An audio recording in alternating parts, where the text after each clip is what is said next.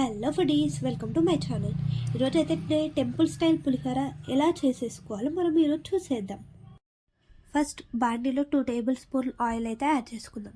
నేను ఫస్టే అన్నంలో కొంచెం పసుపు నూనె యాడ్ చేసేసుకొని వండేసుకున్నాను. పసుపు వేయడం వల్ల బాగా మంచి కలర్ వస్తుంది.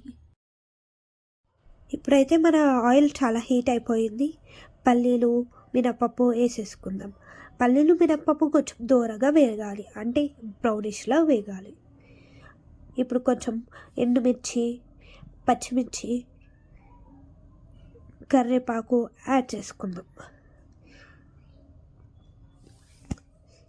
ఇవన్నీ యాడ్ చేసుకున్నాక కొంచెం నేనైతే 1/2 టేబుల్ స్పూన్ అయితే పసుపు యాడ్ చేస్తున్నాను, ఎందుకంటే ఆల్రెడీ అన్నంలో పసుపు యాడ్ చేశాను కాబట్టి ఇందులో కొంచెం వేస్తే సరిపోతుంది. ఇవన్నీ వేసేసుకొని కలిపేసుకుందాం. ఇలా బాగా కలుపుకున్నాక బాగా వేగాక చిక్కగా కలిపిన చింతపండు గుజ్జు అయితే వేసేద్దాం. చింతపండు చాలా పల్చగా అయితే ఉండొద్దని, చాలా చిక్కగా ఉంటేనే మంచిగా అవుతుంది. సో కొన్ని వాటర్ పోసేసుకొని మంచిగా చిక్కగా చేసుకోండి. ఇప్పుడు ఉప్పు యాడ్ చేసుకుందాం. ఉప్పు అయితే 1.5 టీ స్పూన్ అయితే నేను యాడ్ చేస్తున్నాను. మేము ఉప్పు కొంచెం ఎక్కువే తింటాము, సో నేనైతే నాకు కావాల్సినంత యాడ్ చేసుకున్నాను. మీరు రుచిని చూసి యాడ్ చేసేసుకోండి. ఇందులో కొంచెం తాలింపులో కొద్దిగా ఇంగువ వేయడం వల్ల గ్యాస్ ఫామ్ మాత్రం అవ్వదు, సో యాడ్ చేసుకుంటే మంచిది. ఇప్పుడు కొంచెం మిరియాల పొడి వేసుకున్నాక కూడా కలిపేసుకుందాం.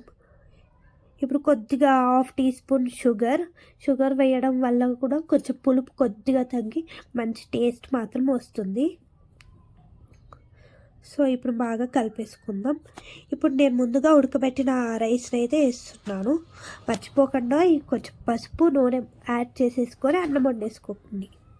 అండ్ అన్నం కూడా మెత్తగా ఉండొద్దు, కొంచెం పలుకులుగా ఉంటేనే పులిహోర మంచి టేస్ట్ అండ్ బాగా ఉంటుంది. ఇదంతా వేసుకొని కలుపుకుందాం. సో చింతపండు పులిహోర రెడీ. నా చింతపండు పులిహోర అయితే మీకు నచ్చినట్లయితే నా ఛానల్ని సబ్స్క్రైబ్ చేసుకోండి. నేనైతే కొత్తగా వచ్చాను, ప్లీజ్ సపోర్ట్ మీ.